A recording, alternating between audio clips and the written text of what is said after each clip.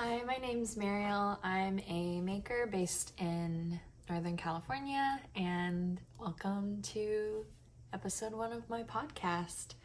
I've been thinking about starting one for a while now. I love watching these and just decided to bite the bullet and try and see what happens. So here we go. You can find me on Ravelry and Instagram at What Mariel Made. And yeah, I love knitting mainly right now. I started more seriously knitting end of last year around the fall time through some close friends who got into it and opened up that world to me. So now I'm kind of addicted to knitting and just want to knit everything. So most of the projects that I'm going to talk about are going to probably be knitting projects with maybe a little bit of sewing and crocheting and maybe other things here and there. So yeah, let's jump into things. I'll start with what I'm wearing. This is my Cumulus Blouse by Petite Knit. I used the yarn I used was, it was the Knit Picks Alpaca Cloud Lace in the colorway Anna, and I held it double. Knit Picks does do a fingering weight of this particular yarn and color, but I didn't realize it at the time. And the reason I went with this yarn is because I knew I didn't want to risk having like an itchy mohair situation with my Cumulus blouse, so I just kind of went the alpaca route, just found something really lightweight, and I love the way that this turned out and the colors and everything. I love it's like a heathered, dusty, grayish blue, which if you know me and you've come to my house, there's a lot of things this in this color family, so I think this color is just one I typically gravitate to. I used a US 7 4.5 millimeter needle for the main body and sleeves, but then for all the I-cord bind offs with the neckline and like the sleeve I-cords, I went up to a US 9 or 5.5 millimeter. Looking at my notes there, so that's why I'm looking down. I made a size small, which I believe is maybe the second size. And I really made sure, modifications wise, I tried to make like a less tapered sleeve. I think it ended up being like pretty tapered, but I think next time if I make this again, I might size up and then not do as many decreases on the sleeve, because I kind of wanted like a flowier sleeve. So oh well, but I still love how this turned out. I really love the neckline. I made sure to knit really loosely for the I-cord edging because I prefer like a wider or like deeper v-neck. I didn't want it to be too like high and tight like that. So that's what I'm wearing. And now we'll get into FOs, or finished objects. And I'm gonna start with, this is actually not a knitting finished object, but I think it counts. This is one of my most recent like sewing DIYs, which is this vanity curtain behind me. So if you notice, like this part of the shelf that I have is pretty aesthetic. I keep it more clean and tidy, mainly because I'm not touching things up here all that often. But everything down here is way more functional. I have like pantry items and mail and papers and documents all back here. So I've been wanting to hide them in some way to make it look more streamlined and to kind of hide my mess. So I've been thinking about making something like this for a while and finally just got around to doing it a few weeks ago. Where everything is from is I just sewed a really simple curtain with fabric from Joann. It's like a linen cotton shirting blend, shirting fabric. So it's not like quilting cotton where it's a little more dense and like rigid. This one has a lot of nice natural drape. So I used this fabric, and I got, for this amount of curtain, it's 2 separate curtains I made. It's probably about 2 yards, 1.5 to 2 yards of fabric. And then this curtain rod here is just a dowel from Home Depot, which I probably got for like a couple dollars. And then these leather straps are from Amazon. And this curtain isn't the most like secure, stable thing because there's nothing stopping them at the ends, but for the purpose that I need it, I just need it to stay put and hang this curtain. And that's pretty much it. And since these are IKEA Ivar shelves, and since it's like raw untreated wood, I was able to just screw the straps right into there. So the other one is over here. And yeah, the plan was to make 2.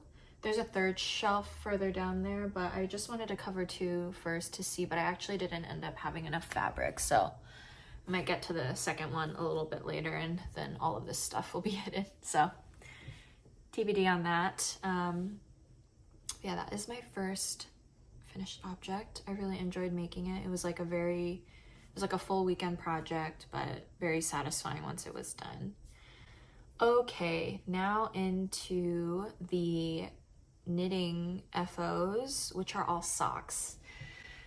I've been in a big sock mood. I feel like in general across the board, at least for people that I follow on Instagram in the like knitting world, there's been like a big sock movement, something in the water. Everyone's making socks. Everyone's craving to make socks, craving making socks. So I have been as well. The first 2 pairs I don't have to show because they were gift knits to my parents.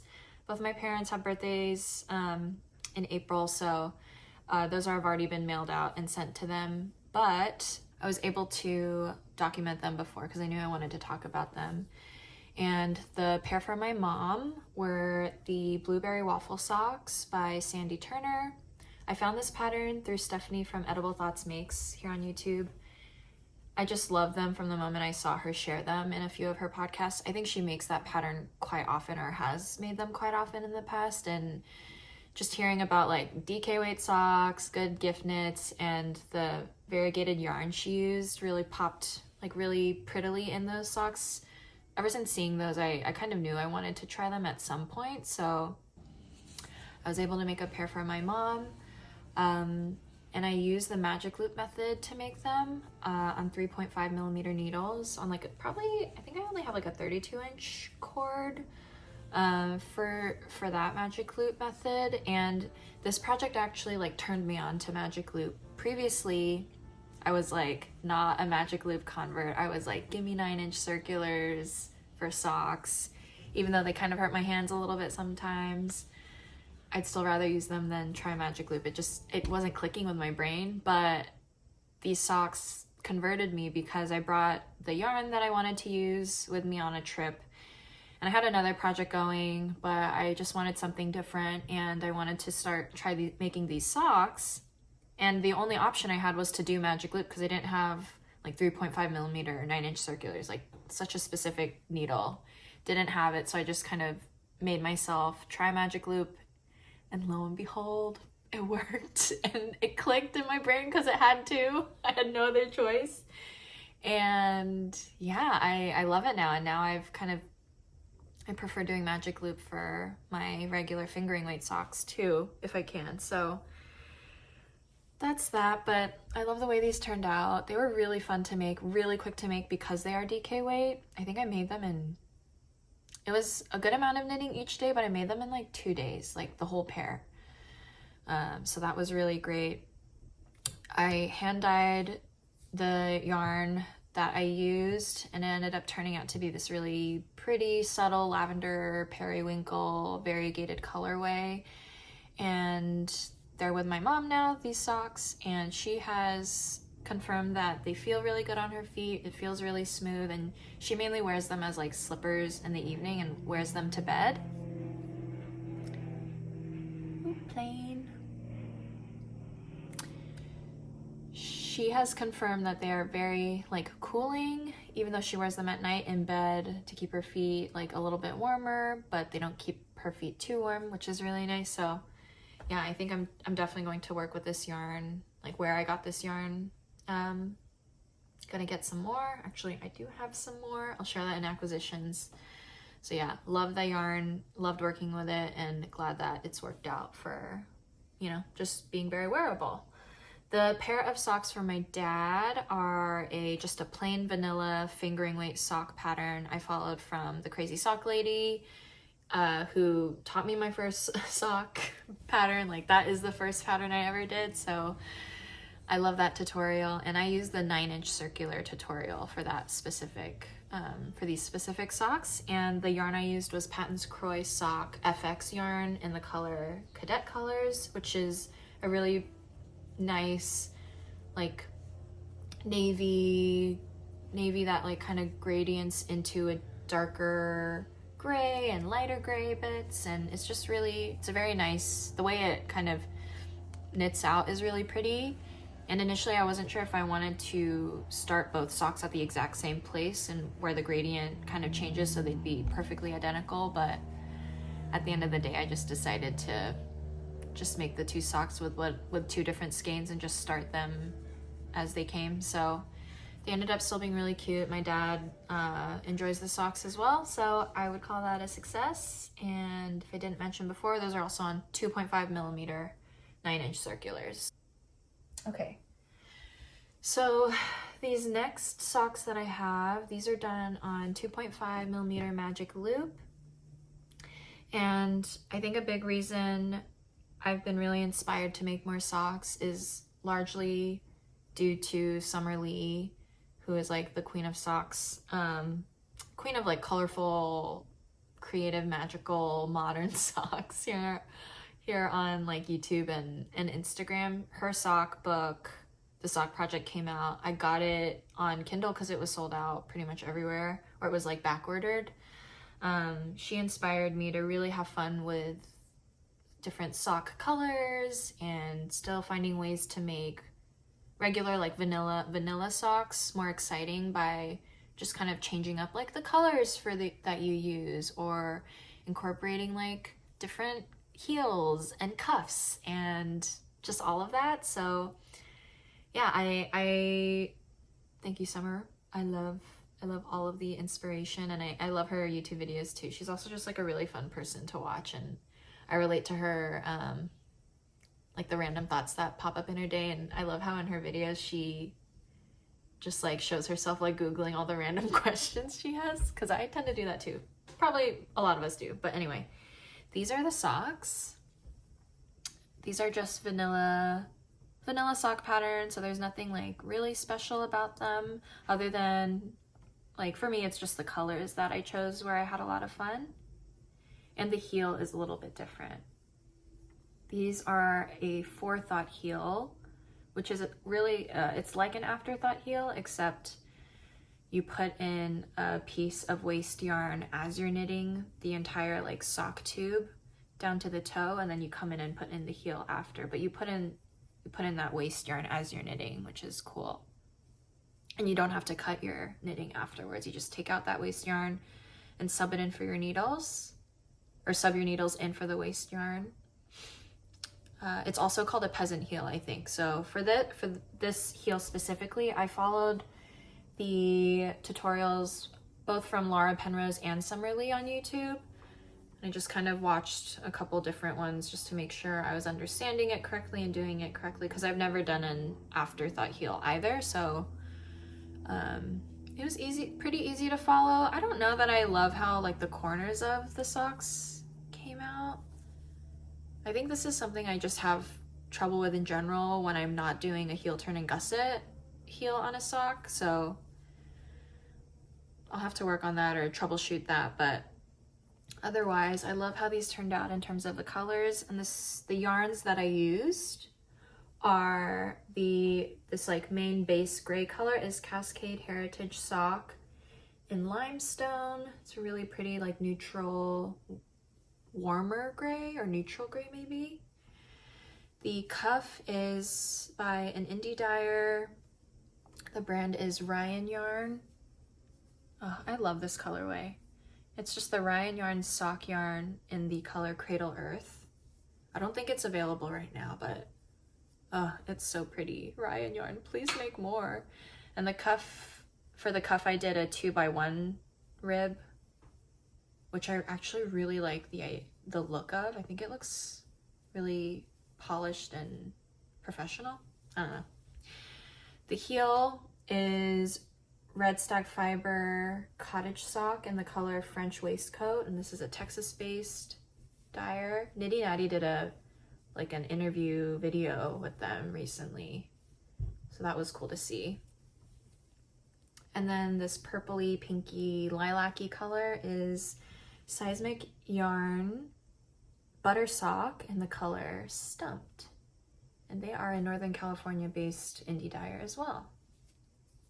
And this one is so pretty. I got this in a mini actually during the Bay Area yarn crawl. My sisters and I were able to go to Firebird Yarns up in San Francisco, and yeah, I was able to pick that up.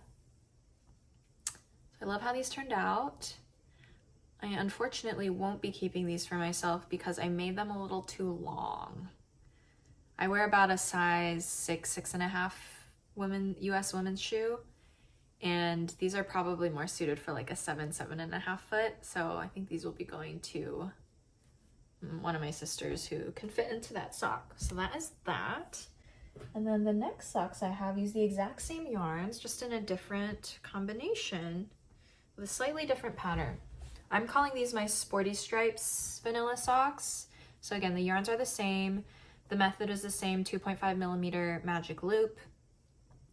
And this is what they look like. I think these are super fun. I think next time I would just do the stripes and leave the rest of the sock in the main base color, but since I love this blue, since I had it and kind of wanted to use all 3 colors again together, I just added the toe for this. And the only differences here between these and these are that, of course, like the design of the stripes. I think for the stripes I did about, I did about six rows of color for each stripe. They're not perfectly identical, and that was not intentional. I just totally forgot which one I did first and thought I was doing them in the same order. So it goes like green and then pink and then pink and then green, but that was not intentional, but I think they still turned out cute. The cuff, I did a 1x1 rib this time, and the heel is different. For the heel, I did one of my favorite heels to knit because it's just so easy and so quick. This is the Denise from Earth Tones Girl, her tutorial on a shadow wrap heel, and I love it. Although sometimes, I think I fixed it on these, sometimes I do get a little hole like at the corner only on one side of the heel, so it's probably a me problem, but I love knitting those. They're just so fast and easy to like pick up and put down, and I don't need to like keep track of anything. And then the toes, all of the specific modifications and like number of stitches I cast on are on my Ravelry pages, but I should have said, I always do a 64 stitch cast on, at least for now. And contrary also to these socks, these were too long for my feet. These are a little too short for my feet. So these also will be gifted to somebody in my life. But I loved how those turned out. And I would do this again. Like I would do these colors again, just without the colorful toe. I think the stripes are really fun. All right, that's it for finished objects. Now we get into whips, my works in progress. So, okay, my main whip is right behind me. It's not in a project bag, it's in a sexy Amazon box. But this is the Sascha Cardigan by Mandy Julie, who I think is, she doesn't have that many patterns yet, so I had never really like heard of this pattern before. I just started perusing, but this is what it looks like. This will be a cardigan. It is knit bottom up, and the sleeves are knit flat and then seamed. All of these things I found out after I decided to make it and purchase the pattern. So I'm not someone who normally would go for that sort of construction, especially because I'm still like a beginner and am learning a lot, but it's actually been really fun to think about and to wrap my head around like the construction of how this was designed. I'll show you the detail pattern by the button band, which is really what drew me to try this pattern. So a bit of backstory on this cardigan. The yarns that I'm using first, I am holding together Drops brushed Alpaca silk in the color Pink Sand, which I think on me alone is not a very good color. I think it washes me out and matches my skin tone too similarly. But I'm holding it with this like bubblegum pink yarn that I reclaimed from a thrifted sweater. This is like a wool Angora nylon blend, fingering weight. It's really soft, and together I think they make a decent color, at least for me. But aside from that, this yarn is what inspired me to look for this pattern to begin with. So I didn't really know what I wanted to make. So I kind of went online and started looking for inspiration, and I don't typically wear a lot of like this color pink, but I was trying to think about things or brands that I like or want to try that have these types of like colors and sweaters or knitwear. And the brand Cézanne came to mind. And so I was looking through their website, I like looked at all of the pink knitwear they had, and I was really inspired by a few of their cardigans that have like more either lacy patterns or they just have a little more detail around the button band. And so I kind of got my inspiration there, and then hopped onto Ravelry, went into an intense advanced search mode looking for inspiration, and found this pattern. And so yeah, I was drawn to this pattern with the detail right here by the button band. And it is a raglan style cardigan, and I just personally love raglans. I wear them a lot just in my day-to-day wardrobe with the knitwear that I already own, like the knitwear that I've bought already. So that was kind of a no-brainer. But again, I did not realize it was made bottom up and the sleeves were knit flat. So yeah, but it's okay. I don't think I'll mind seaming that much, but we'll see. So yeah, that is what's going on here. I'll probably have this finished within the next week or so, I'm thinking. I still have to source buttons and like add a button band, finish the neckline and everything like that, and then obviously seam these shut. But so far it's been pretty nice to just knit on this pattern right here, or this motif is a 4-row repeat, which has become really easy to memorize, so that's been nice. The only like really negative thing about this whip, I think, is that I think because maybe the yarns that I'm using are quite bulky together, I don't know what it is, maybe the way I'm knitting, I'm like between an English style knitter and like a flicker, like I throw flick kind of. It just gives me a lot of pain right here in my shoulder and like in my trap. So I've kind of laid off this for a little bit, but I really want to get it done soon. And yeah, I'm just excited to see the final product and to see if I will genuinely wear it. So not sure, but it's gonna be really warm, so even if I do end up wearing it, I probably won't wear it until like the fall winter time when it cools down a bit. The next work in progress that I have is right here. Let me grab both pieces of them. They are socks. This is what we have. These I'm calling my Buttery flower socks. And these are using all Cascade Heritage yarn, and I'm doing the motif in 2 different colors. I'm doing one in red. This colorway is Christmas red. This colorway is navy, even though it looks black right now. And this yellow is called Butter. And I've already done the heels on both of them. These are, again, the shadow wrap heels. Whoops, the shadow wrap heels, which I love.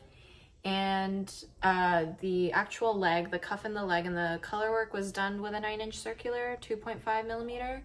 And then once I did the heel, or doing the heel and then the foot and the toe, I've been doing them in Magic Loop because it's more comfortable for my hands, and I tend to knit socks a little tighter in Magic Loop compared to my 9-inch circular, so it kind of works out naturally that the tension kind of tightens up towards my foot and my toe a little bit more, since I kind of need that in general anyway. So yeah, I like knitting my socks 2 at a time, in that I like starting them at the same time and kind of just alternating back and forth, even though I only have one long circular to use. So I'll just use like DPNs or some sort of, I don't have barber cord this small yet, so right now I'm just using DPNs to hold the other work in progress while I work on the other one. So these I think will be done fairly soon, probably within the week. And this motif, sorry, I should mention, the motif for these was shared by a fellow knitting Instagram friend. I'll put her handle up on the screen because I'm actually not sure how to say your name, but I'll ask. Thank you, Hanan. But yeah, she shared this motif with me, and I think it's just like a free motif from Pinterest. So if you like this, I will share the link to that pin. But yeah, love how these are turning out. They're giving me like, I don't know, I think just the flower itself, it kind of reminds me of like that brand Marimekko. So yeah, those are my Buttery flower socks. Let's see, my last whip is right here. I'm not sure how to say this designer's name. Deima.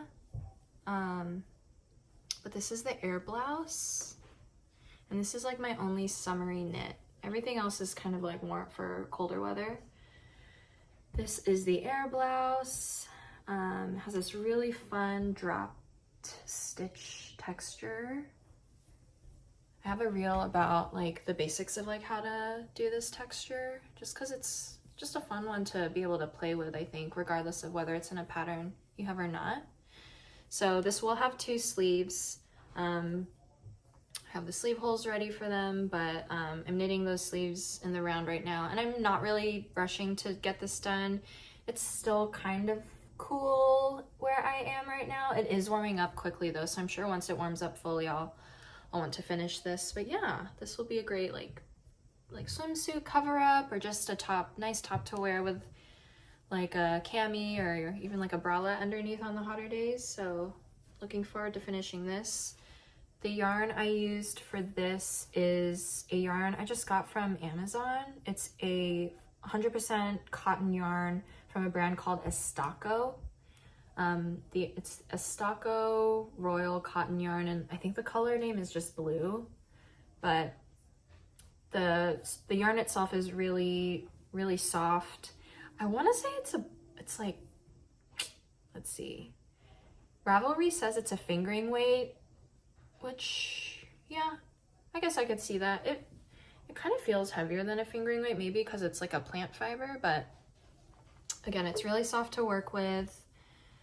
I am using a 4.5mm needle for the body and sleeves, but to bind off, I'm going up to an 8mm needle just because I want it to be really loose for when I drop the stitches. So that's the Air Blouse.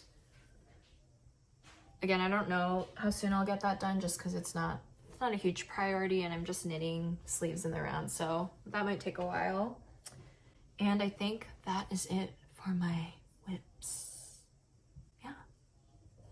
Okay, recent acquisitions.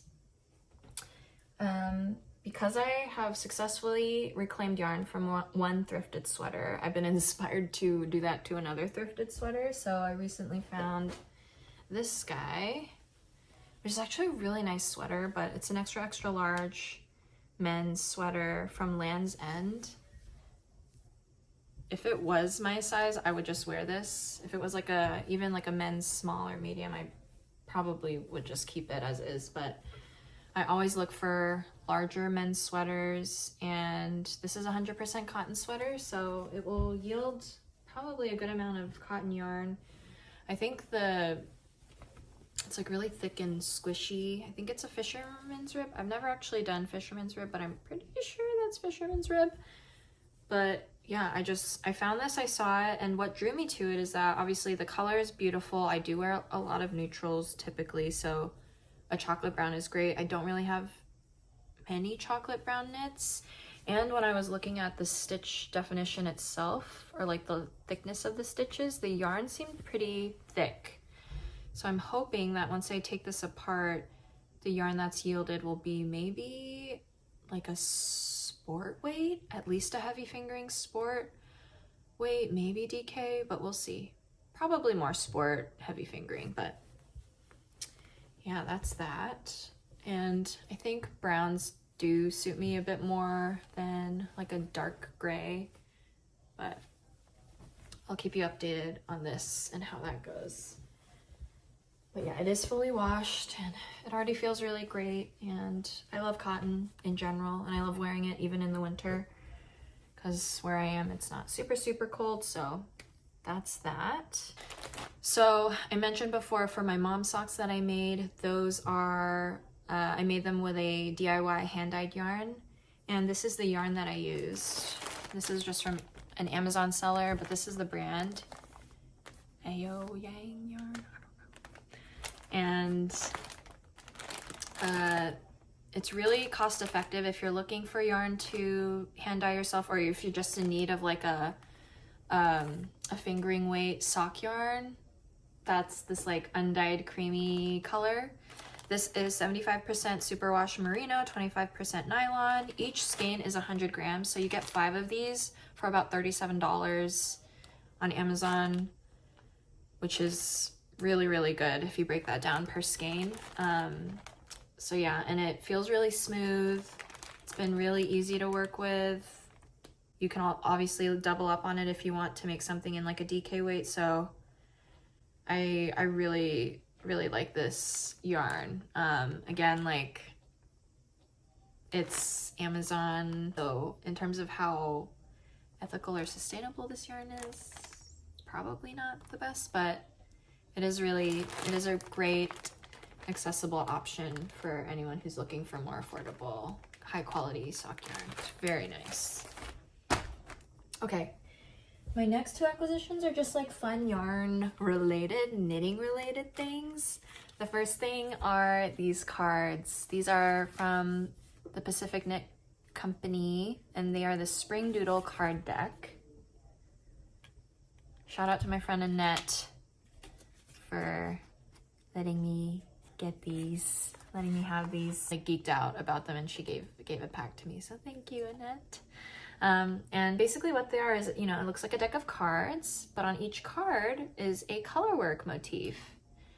And I chose the spring one specifically because it has a lot of like flowers, flowery, springy motifs there. And what you can do is you can like use multiple of these cards and like stack them if you're looking to do like a larger project, like a sweater or scarf or something like that. Or you can just like take the motifs individually, and I won't show you too many, but you could like use these in socks or sub one out for, I don't know, another colorwork pattern you see, like in a pattern you already have. So really excited to work with these. There's already one pattern I kind of have in mind that I may want to sub out some colorwork charting for some of these charts in the future. So if I end up doing that, I'll talk about it more later, but that's just kind of in my brain. And the next acquisition, I've had this since like February, March, but this is a beautiful handmade ceramic yarn bowl made by one of my good friends, Megan. So thank you, Megan. I love her. I just wanted to share and shout out. It's beautiful. Yeah, it's amazing. Like I can't believe you made this with your own 2 hands, and the glaze is gorgeous. So yeah, I love this. Side note, I've been watching The Great Pottery Throwdown on HBO Max, I think, and just, it's amazing. Shout out to my friend Mary for telling me about that show, but it's amazing. Like the amount of blood, sweat, and tears that probably went into this. It's much appreciated. All right, that's it for acquisitions. Let's get into, I'll talk about like media, things I'm like watching or listening to, starting with knitting podcasts. Huge shout out, first of all, to Mari from the Colorado Knitter on Instagram and here on YouTube. I found her podcast probably last week and just like watched everything she had in a matter of days because she is so sweet and lovely to watch. You can really see the passion that she has for knitting and sewing and just crafting come through in her videos. And she's just so sweet. And I like sent her a little message on Instagram and we connected there and started like geeking out about like the socks, like different sock patterns, and are sharing like different resources we have. So it's been really fun to kind of make a new virtual knitting friend. That's why I also love the knitting community in general. Everyone's just really open and we're all obsessed with knitting. And so it's always fun to talk about the things we're obsessed with. So yeah, huge shout out to Mari. I hope we get to meet in person someday. That would be fun. Mari also turned me on to the Grocery Girls podcast, which I hadn't watched before. My YouTube algorithm hadn't like brought them to me yet, so I was really excited to find them, and I just put them on whenever I'm doing anything around the house, like cooking, doing dishes, folding laundry. They're a hoot. It's just like such a comforting thing to have playing. I feel like just some talking with friends or hanging out with friends every time I have their podcast on. And I have two sisters and they're sisters, so the sisterly energy is very strong and I love it. All right, next podcast I've been listening to, also a knitting podcast, and this one is like a legit just audio podcast, but it's the Very Pink Knits podcast with Stacy from Very Pink Knits here on YouTube and her friend Polly, and the two of them are just great. They mainly answer knitting questions, I believe, on all of their episodes, and I've been listening to them when I like go out on walks or when I'm driving. It's just really nice to have just to be able to listen and not feel pressured or feel like I'm missing out because I'm not watching something. But yeah, I love that podcast. They give some really good advice and I learn a lot through their podcast as well. And shout out Polly, your voice, you have like the perfect radio voice. Polly's voice is so nice to listen to, at least in my opinion. So yeah, that's the last podcast. And in terms of an audiobook I'm listening to right now is Vanishing Fleece by Clara Parks. And this is a book kind of going through the current process of like the industry of American wool and processing. And I'm obsessed with knitting and wool and fiber. And so I tend to just like deep dive into things. And so this book, and then the book Unraveling by Peggy Ornstein. Yeah, Ornstein. That book has been really fun to listen to as well. I finished that maybe a month or two ago, and so I was craving something similar, and Vanishing Fleece is great. And yeah, that's what I'm listening to or watching. Randomly too, when I'm knitting nowadays, I'm watching Breaking Bad for the first time, and it's pretty great. So I'm almost done with that. No spoilers, please, but that's been fun. The thing I wanted to end off on was talking about one fun thing that I did this weekend, which was going to a sheep shearing and fiber arts festival. It was held about 30 minutes south of me at a local, just like a local farm, private estate. Not really sure what it is, but it was such a fun experience. And there were herding demos with border collies, and there were sheep shearing demos, which was especially amazing to see. And then there were different stations for like each step of processing wool, from skirting and sorting wool and taking out all the impurities to carding the wool and like brushing it out, preparing it for spinning. And then there was a spinning station, and they had a bunch of different people, several people with wheels, one person with like a drop spindle who was spinning, and it was just really fun really fun and really cool to see all that in person. And it was just a blast. There were a lot of young families with younger children there, but also there were definitely a lot of people like me, just fellow yarn, knitting, fiber, sewer, maker enthusiasts there. And it was just really kind of cool to see everybody come together, and I hope they do it again next year. I would definitely go again. But yeah, I think that's it for my first episode. I tried filming this yesterday, but I was pretty dead and tired, and my energy was not as high as it is right now. So thank you for watching if you have made it this far, and I hope to post again in like a week and keep this going. So yeah, thanks again for watching, and I'll see you soon.